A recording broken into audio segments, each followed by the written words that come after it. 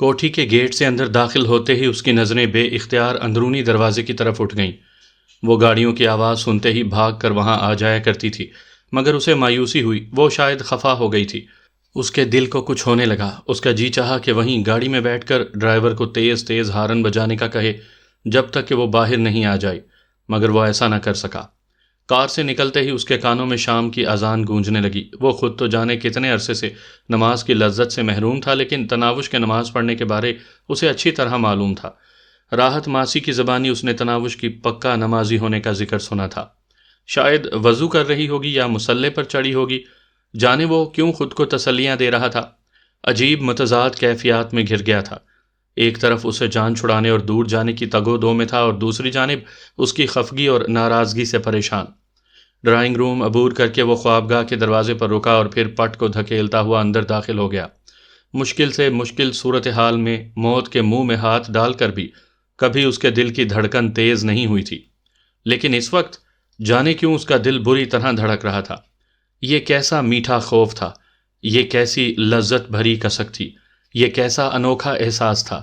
اس کی عقل اور شعور سے بالا تر، اس کی سمجھ بوجھ سے پرے، اس کے خیالات سے دور۔ خوابگاہ میں داخل ہوتے ہی اس کی متلاشی نظروں کو وہ نرم و ملائم اور نازک وجود بیڈ پر پڑا نظر آیا۔ کبیر دادا کے تکیے پر سر دھرے وہ اوندھے منہ لیٹی بے خبر سو رہی تھی۔ ایک رخسار تکیے پر ٹیکے سرخ گلاب کی کلی سے مشابہ، دوسرا رخسار چھت میں جڑے انرجی سیورز کی روشنی میں دمک رہا تھا۔ وہ یقیناً روتے ہوئے لیٹی تھی، تبھی تو سرما بھری آنکھ سے ہلکی سیاہی مائل لکیر ناک کی جڑ تک پھیلی نظر آ رہی تھی۔ جینز کی تنگ پتلون اور پھولدار گلابی قمیض اس کے جاذب نظر خد و خال کو اور زیادہ اجاگر کر رہی تھیں۔ سیاہ زلفیں پشت پر یوں بکھری تھیں جیسے آسمان پر کالی گھٹائیں چھائیں ہوں۔ بڑی مشکل سے اس کے سراپے سے نگاہیں چرا کر اس نے خوابگاہ میں نظریں دوڑائیں۔ کھڑکی کے پردے اب تک ہٹے ہوئے تھے۔ صوفے کے سامنے پڑی شیشے کی میز پر پکوڑوں کی بھری پلیٹ اور ساتھ چٹنی کی کٹوری رکھی تھی۔ پلیٹ میں ایک آدھ کھایا پکوڑا بھی موجود تھا۔ کبیر دادا نے بے اختیار وہ آدھ کھایا پکوڑا اٹھا کر منہ میں ڈال لیا۔ وہ ٹھنڈا ٹھار پکوڑا بھی اسے دکان کے گرم پکوڑوں سے بہت زیادہ لذیذ اور مزیدار لگا تھا۔ وہ کھڑکی کے پردے برابر کرنے لگا۔ بارش رک گئی تھی، مگر آسمان ابھی تک بادلوں سے ڈھکا نظر آ رہا تھا۔ پردے برابر کر کے وہ صوفے پر آ کر بیٹھ گیا۔ نامعلوم وہ کس وقت جاگتی، اچانک ایک خیال بجلی کے کوندے کی طرح اس کے دماغ میں ابھرا۔ اسے نماز کے لیے بھی تو جگایا جا سکتا ہے۔ وہ جلدی سے اس کی طرف بڑھ گیا۔ اس کا ہاتھ ریشمی زلفوں کی طرف بڑھا، مگر اتصال سے پہلے ہی اس نے ہاتھ کا رخ تبدیل کر کے اس کی کوہنی کو پکڑ کر ہلایا۔ وہ فوراً جاگ گئی تھی۔ آ گئے ہیں آپ؟ اٹھتے ہوئے اس نے توبہ شکن انگڑائی لی۔ اس کی آواز میں خفگی یا ناراضگی کا کوئی اثر موجود نہیں تھا۔ شام کی اذان ہو گئی ہے۔ اسے اذان کے بارے میں مطلع کر کے وہ صوفے پر جا بیٹھا۔ اچھا؟ اس کی سستی بھری حرکت ایک دم صورت میں تبدیل ہوئی اور وہ غسل خانے کی طرف بڑھ گئی۔ تھوڑی دیر بعد وہ لباس تبدیل کر کے غسل خانے سے باہر نکل رہی تھی۔ کالج کے لباس کی آستینیں نیچے کھسکاتے ہوئے وہ گوری کوہنیوں کو ڈھکتے ہوئے خوابگاہ کے دروازے کی طرف بڑھ گئی۔ کبیر دادا نہ چاہتے ہوئے بھی اسے گھورتا رہ گیا تھا۔ وہ بھی دروازے سے نکلنے تک کبیر دادا کو شوخی بھری مسکراہٹ سے نوازتی رہی۔ اس کی واپسی تک وہ اپنی جگہ سے ہلا ہی نہیں۔ اس کے دماغ میں نگی کی آمد کے بعد تناوش کے رد عمل کی سوچیں سرگرداں تھیں۔ وہ اندازہ نہیں لگا پا رہا تھا کہ تناوش کا رویہ کیا ہونا تھا۔ کیا وہ گھر چلی جائے گی؟ بظاہر اس کا اور پاشا کا مطمع نظر پورا کرنے والی اس سوچ نے جانے کیوں اس کے دل کو اضطراب سے بھر دیا تھا۔ وہ خود کلامی کے انداز میں بڑبڑایا، بہتر ہوگا کہ چلی جائے۔ میں پاشا کو کہہ دوں گا کہ اسے حفاظت سے کسی خفیہ مقام پر منتقل کر دے۔ پاکستان کے کسی بھی دوسرے شہر میں ایک اچھا گھر اسے اخلاق حسین اور نوشاد آفریدی جیسے کمینوں سے محفوظ رکھ سکتا تھا۔ وہاں پر وہ کسی بھی شریف اور محبت کرنے والے مرد سے شادی کر کے اپنی بقیہ زندگی پرسکون انداز میں گزار سکتی تھی۔ پتہ نہیں محبت کی دعوے دار کبھی مجھے یاد بھی کرے گی، یا جان چھٹی سو لاکھوں پائے جیسی کہاوت کے مصداق شکرانے کے نوافل ہی ادا کرتی رہے گی۔ اس تلخ سوچ نے اس کے منہ میں کڑواہٹ گھول دی تھی۔ نہیں، وہ ایسی نہیں ہے۔ دل کے کسی کونے سے ایک نحیف آواز برآمد ہوئی۔ ابھی تھوڑی دیر پہلے میرے نہ آ سکنے پر وہ بچوں کی طرح روتے روتے سو گئی تھی، تو ہمیشہ کے لیے دور جا کر کیوں نہیں یاد کرے گی؟ کچھ بھی ہے، اس کا دور جانا میرے لیے بھی فائدہ مند ہے، اور اس کے لیے بھی بہتر۔ یقیناً میری زندگی میں اس کی گنجائش نہیں نکلتی۔ اس نے حتمی فیصلہ کیا۔ اسی وقت دروازہ کھول کر وہ اندر داخل ہوئی۔ نماز کے انداز میں چہرے اور سر کو ڈھانپنے والے دوپٹے سے بس چاند سا مکھڑا دمکتا ہوا نظر آ رہا تھا۔ گہرے سیاہ بال اور سراہی دار گردن چھپ گئے تھے۔ یہ پکوڑے اور چٹنی بھی آپ کو بددعا دے رہے ہوں گے۔ خفگی اور ناراضگی بھرے الفاظ شوخی و شرارت بھرے لہجے میں ادا کر کے وہ اس کے ساتھ ہی جڑ کر بیٹھ گئی تھی۔ بددعا دینے کے علاوہ تم کر ہی کیا سکتی ہو؟ کبیر دادا نے منہ بنایا۔ اللہ نہ کرے، وہ اتنی صورت سے بولی تھی کہ کبیر دادا حیران رہ گیا تھا۔ میں آپ کو بددعا دوں گی؟ ایسا سوچنے سے پہلے میں مر نہ جاؤں؟ اس کے لہجے میں شامل خلوص کو تعارف کی چنداں ضرورت نہیں تھی۔ یہ کہتے ہوئے اس نے کبیر دادا کے شانے پر سر ٹیک دیا تھا۔ تم ذرا کھڑے ہو کر میری بات سنو۔ کبیر دادا نے نگی کی آمد کے لیے میدان ہموار کرنا چاہا۔ اس کے لہجے میں کوئی ایسی بات ضرور تھی کہ وہ متوحش ہو کر اس سے دور ہٹی اور اس کی آنکھوں میں جھانکنے لگی۔ کیا بات ہے؟ وہ ہکلائی۔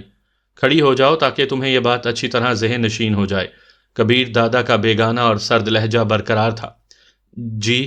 وہ سعادت مندی سے سر جھکا کر کسی چھوٹی بچی کی طرح اس کے سامنے کھڑی ہو گئی۔ کالج کے کپڑوں میں وہ یوں بھی اپنی عمر سے چند سال چھوٹی دکھائی دے رہی تھی۔ بار بار سمجھانے کے باوجود تمہیں میری بات کی سمجھ کیوں نہیں آ رہی؟ آخر کیا مسئلہ ہے تمہارے ساتھ؟ میرے نرم رویے اور نظر انداز کرنے کی عادت کا تم غلط مطلب لے رہی ہو۔ تمہیں میرے مقام، شخصیت اور کردار کا بھی کوئی احساس ہے یا مجھے اسکول کا لڑکا سمجھ رکھا ہے؟ رومانس بھرے پیغامات، بار بار گھنٹیاں کرنا، پکوڑے، بارش اور دوسری بکواسیات، یہ سب کیا ہے؟ اور میرا نام تم کس خوشی میں لے رہی تھی؟ دنیا مجھے کبیر دادا اور کبیر علی خان صاحب کہہ کر مخاطب کرتی ہے۔ تم یوں کبیر کہہ رہی تھی جیسے میں تمہارا ملازم ہوں۔ کیا لگتا ہے کہ تم دنیا میں اکیلی خوبصورت لڑکی ہو اور تم جیسی میری زندگی میں اس سے پہلے کوئی نہیں آئی؟ تم جنت کی حور ہو یا کوہ کاف کی اپسرا ہو؟ یہ واہیات اور بھونڈے چونچلے مجھے کوفت میں مبتلا کر دیتے ہیں۔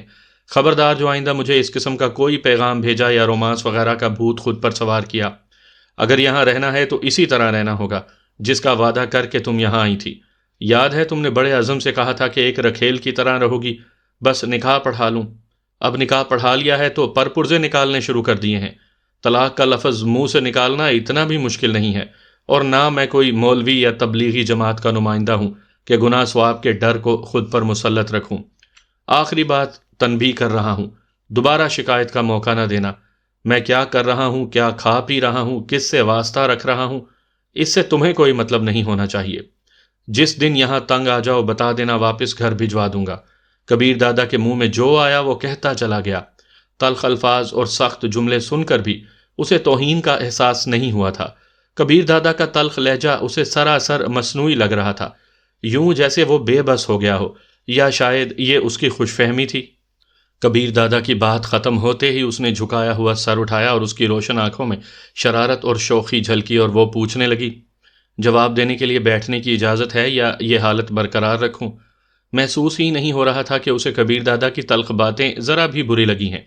گہرا سانس لیتے ہوئے کبیر دادا نے بے ساختہ آنے والی ہنسی کو قابو کیا اور کہا، بیٹھ جاؤ۔ اپنے مخصوص انداز میں اس کے ساتھ جڑ کر بیٹھتے ہوئے وہ اطمینان بھرے لہجے میں پوچھنے لگی، کھانا لاؤں؟ تم میری باتوں کا جواب دینے والی تھی۔ جواب تو ہے، مگر پھر آپ کہیں گے کہ بدتمیزی کر رہی ہوں۔ تمیزداری کے ناٹک کو چھوڑو، مجھے جواب چاہیے۔ نکاح پڑھانے کے بعد مجھے بیوی کے حقوق حاصل ہو گئے ہیں، اور جہاں تک کچھ مانگنے کا تعلق ہے تو بتائیں کیا مانگا ہے؟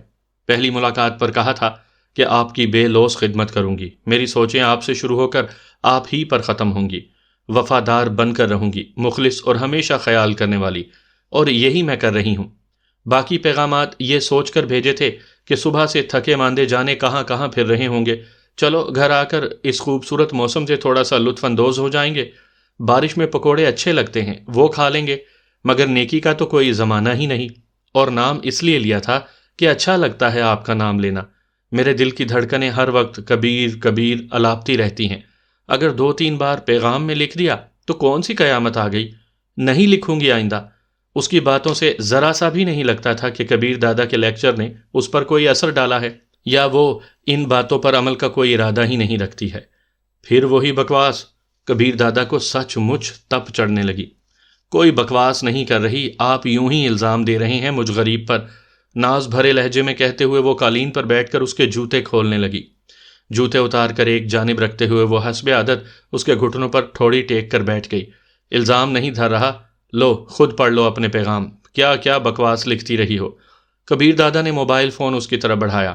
ہائے اللہ جی، اتنے پیارے لگتے ہیں میرے پیغامات کہ بار بار پڑھنے کی خاطر انہیں مٹایا ہی نہیں۔ موبائل فون پکڑے بغیر اس کا نکرئی کہا بلند ہوا۔ کبیر دادا کو لگا کہ وہ سچ کہہ رہی ہیں۔ وہ حقیقت میں 3-4 دفعہ سے زیادہ ان پیغامات کو پڑھ چکا تھا اور ہر بار وہ پہلے سے زیادہ اچھے لگے تھے۔ جادو بھرے کہے اور آنکھوں سے پھوٹتی شرارت نے کبیر دادا کو لاجواب کر دیا تھا۔ اس کی قوت گویا سلب ہو چکی تھی۔ کوئی بھی منظر اتنا خوشنما اور پیارا نہیں ہو سکتا جیسا اس وقت تناوش کا اپنی نظروں کے سامنے بیٹھا ہونا محسوس ہو رہا تھا۔ اور پھر اسے مشکل گھڑی سے انٹرکام کی گھنٹی نے نکالا۔ رسیور اٹھاتے ہی اس نے کہا، بولو۔ چوکیدار نے کہا، دادا مس نگی آپ سے ملنے آئی ہیں۔ اس نے دیوار پر ٹنگی گھڑی پر نگاہ دوڑائی۔ وہ اپنے وقت سے گھنٹہ بھر پہلے ہی آ گئی تھی، مگر کبیر دادا کو اس کی آمد سے تقویت ملی تھی۔ وہ تناوش کے لیے کبیر دادا کی طرف سے ایک جیتا جاگتا اور مدلل جواب ہی تو تھا۔ آنے دو، مختصراً کہتے ہوئے اس نے رسیور رکھ دیا۔ کون ہے؟ تناوش اسی حیت میں بیٹھی پوچھ رہی تھی۔ مہمان ہے اور یہیں آ رہی ہے۔ آ رہی ہے؟ اس کے الفاظ نے تناوش کی آنکھوں میں اضطراب کی لہریں دوڑا دی تھی۔ وہ اٹھ کر صوفے پر بیٹھتے ہوئے بولی، اسے ڈرائنگ روم میں بھی تو ملاقات کی جا سکتی ہے۔ مگر کبیر دادا نے اس کی بات کا جواب نہیں دیا۔ کس لیے آ رہی ہے؟ تناوش کی کریت جاری رہی۔ اسے نظریں چراتے ہوئے کبیر دادا بے گانے لہجے میں بولا، کون ہے، کیوں آ رہی ہے، کتنی دیر کے لیے آ رہی ہے، ان سب باتوں کا جواب تمہیں چند لمحوں تک مل جائے گا۔ تناوش خاموشی سے ہونٹ کاٹنے لگی۔ نہ جانے کیوں اسے کسی بڑی گڑبڑ کے آثار نظر آنے لگ گئے تھے۔ خوابگاہ کے دروازے پر دستک ہوئی اور پھر جواب کا انتظار کیے بغیر دروازہ دھکیل کر نگی اندر داخل ہوتے ہوئے چہکی، یقیناً میں نے انتظار کی کوفت سے آپ کو بچا لیا ہے۔ بغیر بازوؤں والی کھلے گلے کی کالی رنگ کی مختصر سی قمیض، گہرے سرخ رنگ کی تنگ شلوار، گلے میں جھولتا مفلر نما دوپٹہ، پاؤں میں جدید فیشن کے سینڈل، کندھوں تک آتی ریشمی زلفیں جنہیں کھلا چھوڑ دیا گیا تھا، گلے میں سفید موتیوں کا خوبصورت ہار، کانوں میں ہیروں جڑے ٹاپس، داہنی کلائی میں خوبصورت نگینوں سے مزین کنگن، بائیں بازو میں سنہری چین والی گھڑی، کندھے سے لٹکتا سنہری رنگ کا قیمتی پرس، گہرا میک اپ، سرتاپا خوشبو میں ڈوبی وہ کوک کی ہوئی رافل کی مانند لگ رہی تھی جس نے نشانہ نظر آتے ہی چل پڑنا ہو۔ اسے دیکھتے ہی تناوش کا دل ناخوشگوار انداز میں دھڑکنے لگا تھا۔ صحیح کہا، آؤ بیٹھو۔ ایک گہری نظر اس پر ڈالتے ہوئے کبیر دادا نے بیٹھے بیٹھے مسافے کے لیے ہاتھ بڑھا دیا۔ اس کا ہاتھ تھامتے ہوئے وہ بے باکی سے کبیر دادا اور تناوش کے درمیان بیٹھ گئی۔ آپ کون؟ اس نے بیٹھتے ساتھ تناوش کی طرف مسافے کے لیے ہاتھ بڑھایا۔ جوابی مسافہ کرتے ہوئے وہ کچھ کہہ نہیں پائی تھی۔ اس کا دل عجیب خوف سے بھر گیا تھا۔ دل کی دھڑکن اتنی تیز ہو گئی تھی گویا دل سینے سے باہر نکل آئے گا۔ اسے بھی اپنے جیسا ہی سمجھ لو، کبیر دادا کی آواز نے اس کی سماعتوں میں زہر انڈیلا۔ ایک دم اس کی آنکھوں میں نمی امڑ آئی تھی۔ اوہ اچھا، نگی معنی خیز انداز میں مسکرائی تھی۔ اس کے احساسات سے بے پرواہ بنتے ہوئے کبیر دادا نے ایک اور کاری وار کیا، تناوش آج رات تم دوسرے کمرے میں سو جانا کیونکہ نگی یہیں رات گزارے گی۔ جی، بمشکل اس کے ہونٹوں سے نکلا تھا۔ کبیر دادا نے اس کی طرف نگاہ اٹھائی۔ اس کے آنکھوں کے کٹورے پانی سے لبریز تھے۔ اس کے گلابی ہونٹ تتلی کے نازک پروں کی طرح پھڑ پھڑا رہے تھے، جیسے کچھ کہنا چاہتی ہو، کبیر دادا کی منت کرنا چاہتی، اس کا گریبان پکڑ کر چیخ چیخ کر پوچھنا چاہتی ہو، کیا یہ پرکٹی کبوتری مجھ سے زیادہ خوبصورت ہے؟ کیا یہ فیشن زدہ فاحشہ مجھ سے زیادہ آپ کو پیار کرے گی؟ آخر مجھ میں، میرے پیار میں ایسی کون سی کمی در آئی تھی کہ آپ نے اس کو بلوا لیا؟ مگر پھر وہ ساری انکہی باتیں اپنے دل میں دباتے ہوئے اپنی جگہ سے اٹھی اور نظریں جھکائے خوابگاہ کے دروازے کی طرف بڑھ گئی۔ آنکھوں میں بھرا پانی کسی بھی وقت چھلک سکتا تھا۔ گلابی ہونٹ ابھی تک لرز رہے تھے۔ دروازے کے قریب جا کر رکتے ہوئے اس نے لمبا گہرا سانس لیا۔ ایک درد بھری سسکی اس کے ہونٹوں سے پھسلی تھی۔ کبیر دادا پر شکایت بھری نگاہ ڈال کر وہ باہر نکل آئی۔ ایک دم اس کا جسم لرزنا شروع ہو گیا تھا۔ ٹانگوں نے جسم کا بوجھ اٹھانے سے جواب دے دیا تھا۔ دیوار کے ساتھ پیٹھ لگا کر وہ نیچے کھسکتے ہوئے قالین پر بیٹھ گئی۔ کافی دیر سے رکے ہوئے اشک کسی برساتی چشمے کی طرح ابلنے لگے۔ اسے پہلے دن سے کبیر دادا سمیت ہر آدمی نے بتا دیا تھا کہ کبیر دادا کا کردار کیسا ہے، مگر اس کے باوجود بے قابو ہوتی حالت اس کی سمجھ سے باہر تھی۔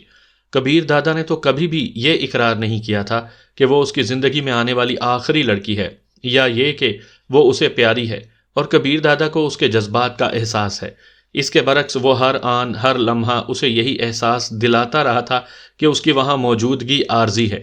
اور اس کی اہمیت کبیر دادا کے نزدیک ایک رکھیل سے بڑھ کر نہیں، اس نے نکاح بھی اس کی ضد یا خواہش کو مد نظر رکھ کر پڑھایا تھا۔ پھر اتنی کھلی ڈلی وضاحت اور اعتراف کے بعد یوں غیر ہوتی حالت کا کوئی جواز نہیں بنتا تھا، مگر وہ بے بس ہو گئی تھی۔ اس وقت اسے معلوم ہوا کہ کبیر دادا اس کی دل کی گہرائیوں میں اتر چکا ہے۔ بھائی کی موت کا بدلہ چاہنے والی کو اب معلوم ہو رہا تھا کہ وہ ایک عذاب میں جکڑی جا چکی ہے۔ اسے ایک گینگ کے سربراہ، ایک غنڈے، درجنوں آدمیوں کے قاتل، شرابی، بد کردار شخص سے محبت ہو گئی ہے۔ اس کے ساتھ اکیلے کمرے میں ایک لڑکی کی موجودگی اس کے دل کی دنیا کو زیر و زبر کر گئی تھی۔ وہ تو لاشعوری طور پر کبیر دادا کو فقط اپنا ہی سمجھ بیٹھی تھی۔ اس نے تو سوچ لیا تھا کہ وہ بس مصنوعی بیزاری اور کوفت ظاہر کرتا رہے گا، مگر نہ تو اسے گھر بھیجے گا اور نہ کسی دوسری لڑکی کی جانب متوجہ ہوگا۔ اپنی خوبصورتی اور کشش پر اسے پورا بھروسہ تھا۔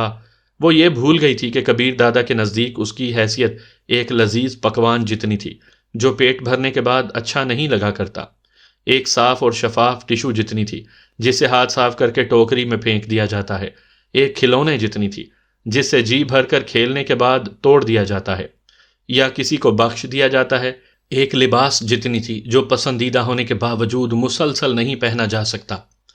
اچانک راحت خالہ کسی کام سے ڈرائنگ روم میں داخل ہوئی۔ اسے یوں دیوار سے پیٹھ لگائے روتا دیکھ کر وہ تیر کی طرح اس کی طرف بڑھی۔ کیا ہوا میری بچی؟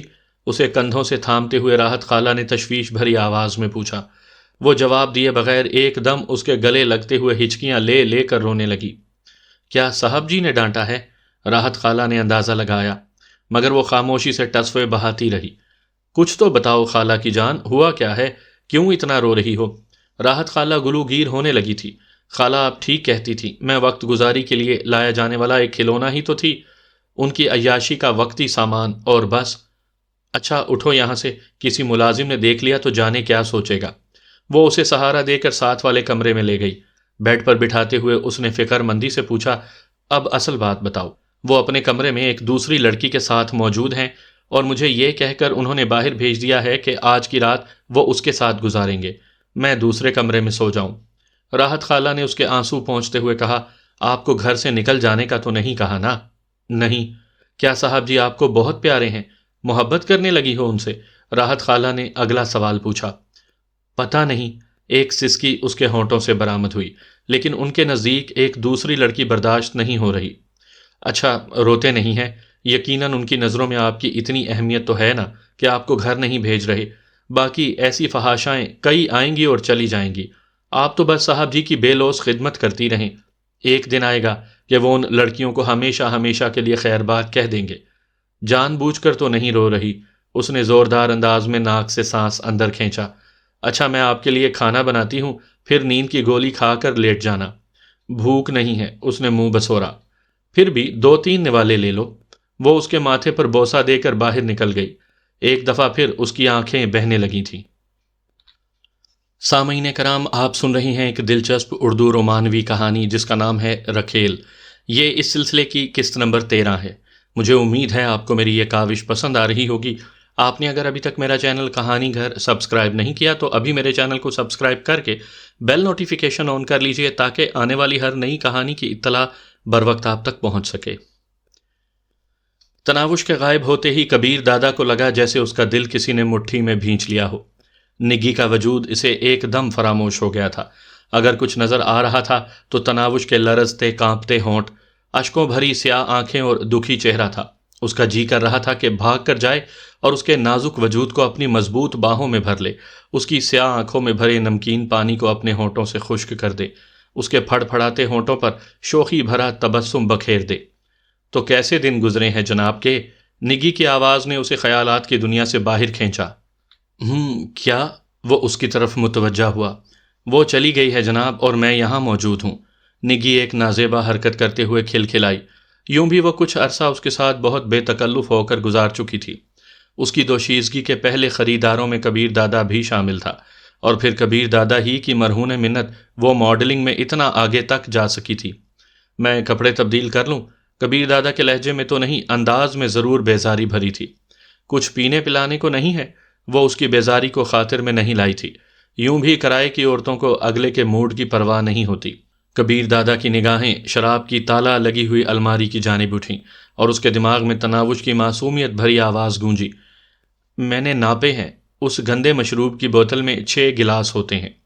مسکرانے کیوں لگے؟ نگی کی آواز نے اسے احساس دلایا کہ تناوش کی باتوں کو یاد کرتے ہوئے وہ بے ساختہ مسکرا پڑا تھا۔ کچھ نہیں۔ سر جھٹک کر اس نے انٹرکام کا ریسیور اٹھایا۔ عظیم، 2 بوتل وسکی اور تم کیا لوگی؟ عظیم سے بات کرتے کرتے وہ نگی سے پوچھنے لگا۔ وہ جلدی سے بولا، اسکاچ، اور 1 بوتل اسکاچ کی راحت خالہ کے ہاتھ بھیج دو۔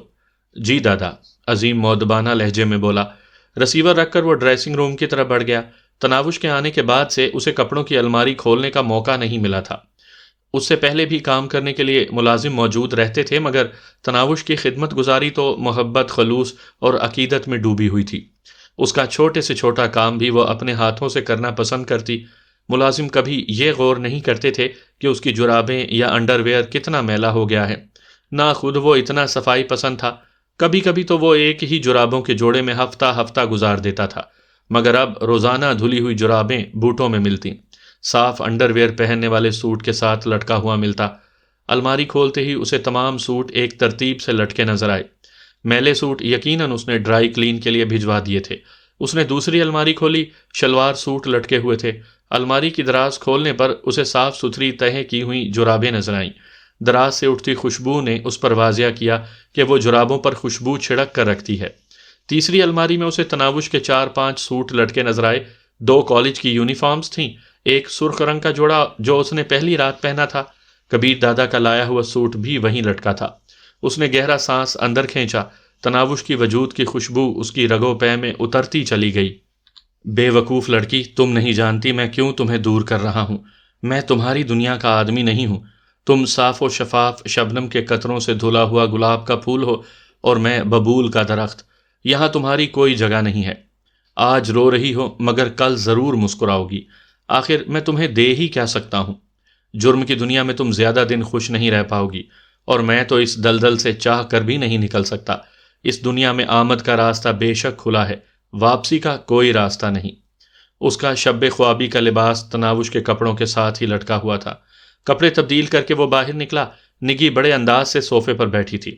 کوئی بھی مرد اسے اس حالت میں دیکھ کر اپنی بے قابو ہوتی دھڑکنوں پر قابو نہ پا سکتا، مگر عجیب بات تھی، کبیر دادا پر اس کی ادائیں کوئی اثر نہیں کر رہی تھیں۔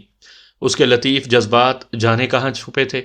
اس کی نظروں میں تو بس تناوش کے پھڑ پھڑاتے لب اور ڈبڈبائی آنکھوں کا منظر ٹھہر چکا تھا۔ وہ اسے اپنی سوچ سے جھٹک نہیں پا رہا تھا۔ بقول شاعر، نظر سے دور رہ کر بھی کسی کی سوچ میں رہنا، کسی کے پاس رہنے کا طریقہ ہو تو تم جیسا۔ وہ صوفے کے دوسرے کونے میں جا کر بیٹھ گیا۔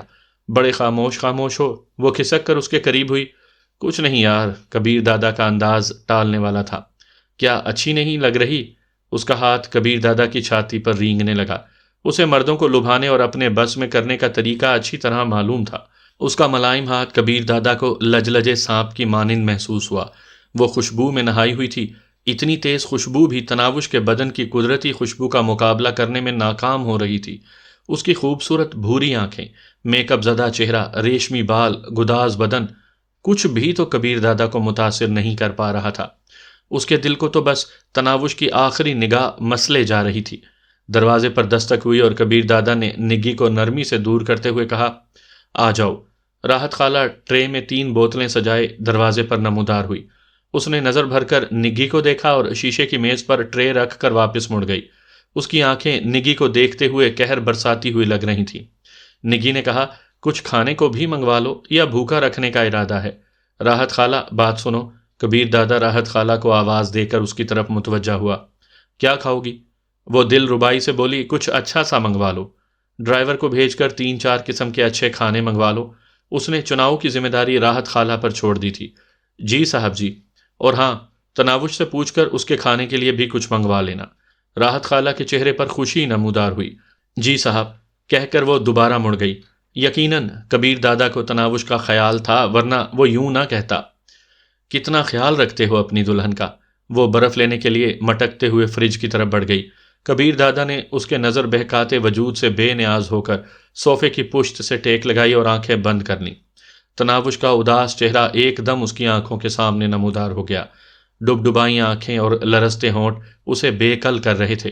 جانے کیوں اسے یقین تھا کہ وہ رو رہی ہوگی۔ برف لا کر نگی نے اپنے لیے اسکاچ اور اس کے لیے وسکی کا جام تیار کر لیا۔ کیا سوچ رہے ہو؟ وہ اپنا جام اٹھا کر اس کے قریب کھسک آئی۔ اسی وقت کبیر دادا نے تناوش کے کپ کپاتے ہونٹوں کے سامنے ہتھیار ڈال دیے۔ اس کے دماغ میں ایک ترکیب ابھری۔ نہیں، اسے یوں اذیت دینا ٹھیک نہیں ہوگا، پہلے اسے پیار سے سمجھا دوں، اپنے ساتھ رہنے کی قباحتیں اور نقصانات گنوا دوں۔ جب وہ یہ مان کر گھر جانے پر راضی ہو جائے گی، پھر پاشا کو بھی اطمینان ہو جائے گا اور مجھے بھی۔ اب تو وہ رو رو کے خود کو بے حال کر دے گی۔ ایک میٹھی کسک اس کے دل میں جاگی اور نگی کو دور دھکیلتے ہوئے وہ اطمینان بھرے لہجے میں بولا، تم دور بیٹھ کر بھی تو بات کر سکتی ہو۔ اس نے بے باکی سے پوچھا، کیا مطلب؟ مجھے باتوں کے لیے بلایا ہے؟ تمہیں پاشا نے میرے پاس بھیجنے کا کیا معاوضہ دیا ہے؟ یا پہلے کی طرح تمہارا اٹکا ہوا کوئی کام نکالا ہے؟ اسے دور نہ ہوتا دیکھ کر وہ خود اٹھ کر فوم کی کرسی پر جا بیٹھا تھا۔ نگی کے چہرے پر معنی خیز مسکراہٹ نمودار ہوئی، گویا پاشا کا اندازہ ٹھیک تھا۔ اس مسئلے میں نہ پڑو تو بہتر ہوگا، جو پوچھا ہے اس کا جواب دو۔ اس نے اطمینان بھرے لہجے میں کہا۔ سیٹھ مسکین میرے پیسے دینے میں اڑی کر رہا تھا اور فیروز ملک بھی وعدہ خلافی پر آمادہ تھا۔ دونوں کام ہو گئے ہیں۔ مجھ سے کوئی توقع؟ وہ بے شرمی سے بولی، ہاں، مجھے ڈھیر سارا پیار کرو۔ وہ بیزاری سے بولا، اس موضوع کو رہنے دو، کچھ اور مانگو۔ کیا دے سکتے ہو؟ وہ گھاٹ گھاٹ کا پانی پیے ہوئے تھی۔ کبیر دادا کا انداز اسے یہ باور کرانے کے لیے کافی تھا کہ یہاں اس کی دال گلنے والی نہیں ہے، اور پھر تناوش کی خوبصورتی اور کم عمری نے بھی اس پر واضح کر دیا تھا کہ اس کا جادو سر چڑھ کر بول رہا ہے۔ فیروز ملک نے کیا وعدہ خلافی کی ہے؟ ایک ڈرامہ سیریل میں مرکزی کردار دینے کا وعدہ کیا، 2 راتوں کا منہ مانگا معاوضہ وصول کیا، اور اب ٹرخانے پر آمادہ ہو گیا تھا۔ اس نے کچھ بھی چھپانے کی کوشش نہیں کی تھی۔ نادر حبیب خاکوانی کو جانتی ہو؟ ہائے اللہ جی، کس کٹھور کا نام لے دیا، ہم جیسوں کو تو گھاس ہی نہیں ڈالتا۔ موبائل فون ادھر کرو۔ کبیر دادا نے میز پر رکھا اپنا سیل فون مانگا۔ یہ لیں۔ نگی نے موبائل فون اٹھا کر اس کی جانب بڑھایا اور خود اس کی کرسی کے ساتھ ہی کھڑی ہو گئی۔ کبیر دادا نادر حبیب کا نمبر ڈھونڈ کر رابطہ کرنے لگا۔ گھنٹی جاتے ہی اس نے اسپیکر آن کر کے میز پر رکھ دیا تھا۔ دوسری ہی گھنٹی پر کال وصول کر لی گئی۔ السلام علیکم کبیر صاحب۔ خوشی سے چہکتی ایک آواز رسیور سے برآمد ہوئی، جو ظاہر کر رہی تھی کہ اس کے پاس کبیر دادا کا موبائل نمبر محفوظ ہے۔ کبیر دادا نے خوشگوار لہجے میں پوچھا، خاکوانی صاحب کیسے مزاج ہیں؟ آپ کی کال کی خوشی ہضم نہیں ہو پا رہی۔ محبت ہے آپ کی، لیکن میں نے ایک کام کے سلسلے میں زحمت دینا تھی۔ وہ پرخلوص لہجے میں بولا، دعا ہی کر سکتا ہوں کہ آپ کو روزانہ مجھ سے کام درپیش آتا رہے، لیکن میں نے تو سنا ہے کہ آپ کسی کی سفارش وغیرہ قبول نہیں کرتے۔ آپ شرمندہ کر رہے ہیں۔ خاکوانی خفیف سا ہونے لگا۔ آج کل کس ڈرامہ سیریل پر کام ہو رہا ہے؟ 2 ڈرامہ سیریل اکٹھی چل رہی ہیں کبیر صاحب۔ اپنا تو کاروبار ہی یہی ہے، آہستہ تیز لگے رہتے ہیں۔ نگی کو جانتے ہو؟ کبیر دادا مطلب کی بات پر آ گیا تھا۔ نگی؟ وہ پرسوچ لہجے میں بولا، شاید نگینہ یاسمین نام ہے۔ کبیر دادا نے سوالیہ نظریں نگی کی جانب اٹھائیں۔ اوپر نیچے سر ہلا کر اس نے خاکوانی کی تصدیق کرنے میں دیر نہیں لگائی تھی۔ ہاں وہی۔ اور پوچھا کیسی اداکارہ ہے؟ وہ جلدی سے بولا، بہت اچھی، بہترین اداکارہ ہے۔ کبیر دادا ہنسا، اتنی تعریف کس لیے؟ اگر اتنی اچھی ہوتی تو آپ پہلے کسی ڈرامے میں کاسٹ نہ کر لیتے؟ وہ ترکی بہ ترکی بولا، پھر آپ کی سفارش کی خوشی کیسے ملتی؟ اچھا، مذاق کے علاوہ میری سفارش پر اسے کتنے ڈراموں میں مرکزی کردار مل سکتا ہے؟ 3 ڈراموں میں اسے مرکزی کردار مل جائے گا، اور اگر کارکردگی بہتر پائی تو اس کے بعد بھی محروم نہیں رہے گی۔ شکریہ خاکوانی صاحب، وہ کل آپ کے پاس پہنچ جائے گی۔ یہ شکریہ کا تھپڑ مارنا ضروری تھا۔ وہ شکوہ کنا ہوا، اب اس بات پر معذرت کر کے آپ کو مزید خفا نہیں کر سکتا، اس لیے اجازت۔ خاکوانی نے ہنستے ہوئے خدا حافظ کہا اور کبیر دادا نے رابطہ منقطع کر دیا۔ You are so sweet, I love you. نگی نے رابطہ منقطع ہوتے ہی اس سے لپٹنے کی کوشش کی۔ کبیر دادا اسے دور ہٹاتے ہوئے بولا، تم چاہتی ہو کہ میں خاکوانی کو منع کر دوں؟ سوری۔ وہ پیچھے ہٹ کر صوفے پر جا بیٹھی۔ اب تم پھوٹنے کی کرو۔ پاشا پوچھتا ہے تو بتا دینا کہ ساری رات میرے ساتھ ہی تھیں۔ دروازے پر دستک ہوئی اور کبیر دادا کے آ جاؤ کہنے پر راحت خالہ ٹرالی دھکیلتی ہوئی اندر داخل ہوئی۔ ٹرالی پر کھانے لوازمات سجے تھے۔ کھانا تو کھا لوں نا؟ اس نے راحت خالہ کو دیکھتے ہی پوچھا۔ کبیر دادا بے رخی سے بولا، گھر کھا لینا۔ یہ کہتے ہی اس نے اٹھتے ہوئے الوداعی مسافے کے لیے اس کی جانب ہاتھ بڑھایا۔ اس کے دل میں صبر ختم ہو گیا تھا۔ وہ جلد از جلد تناوش کو اپنی آنکھوں کے سامنے دیکھنا چاہتا تھا۔ اتنا کٹھور بھی نہ ہو کوئی۔ وہ منہ بناتے ہوئے کھڑی ہو گئی۔ لیکن اس کے چہرے پر چھائے تاثرات یہ بتانے کے لیے کافی تھے کہ وہ بے حد خوش تھی۔ اس کی بلا سے کبیر دادا کا تناوش سے کیا دلی تعلق تھا اور پاشا کی کیا پریشانیاں تھیں۔